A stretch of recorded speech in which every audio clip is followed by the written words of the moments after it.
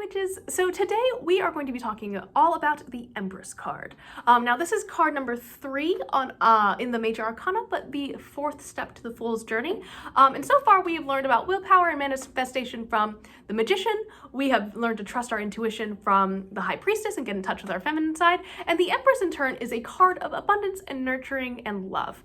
I see her as like the proud mom or like the mom friend of the tarot. So the Empress is usually depicted as a queen sitting on a throne with a very peaceful aura about her. She's usually depicted as having a crown with 12 stars on them that are representative of the 12 months of the year, alternatively the 12 astrological signs, so the 12 zodiac signs.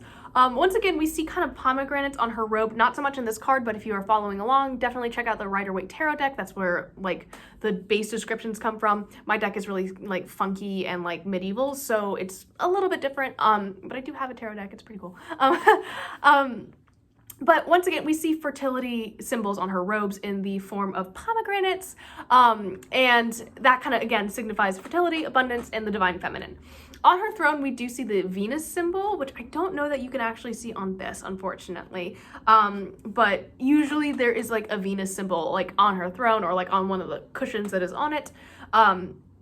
And Venus, of course, is associated with love, beauty, fertility, and is truly like the essence of this card. She's surrounded by nature, which evokes a sense of peace and tranquility.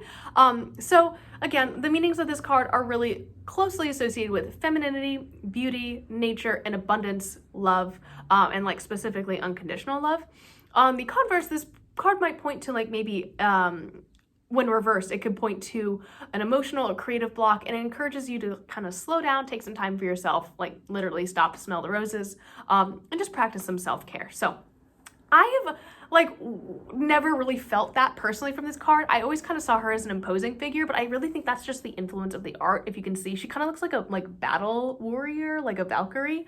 And I think looking through the lens of the actual meaning, I kind of see the Empress being best depicted in Maid Marian from like Robin Hood. But this is such a weird, deeply personal like translation of that.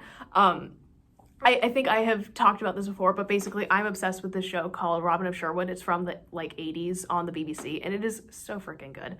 I mean, it's terrible and low budget, but we watched it when we were kids. Like my mom was like really into it, and she would like put it on like when she was making dinner, so we would like watch that instead.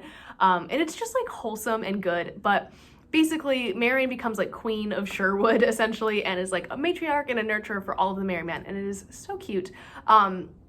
And that's just really my true connection with this card. Like, I think that, you know, I'm not there yet in my life personally, but I do think that whenever I do see the Empress, it's like a good way for me to pause and do some self-care, or just like really like appreciate what I have in terms of like emotional security and love in my life. So that's kind of my take from the card.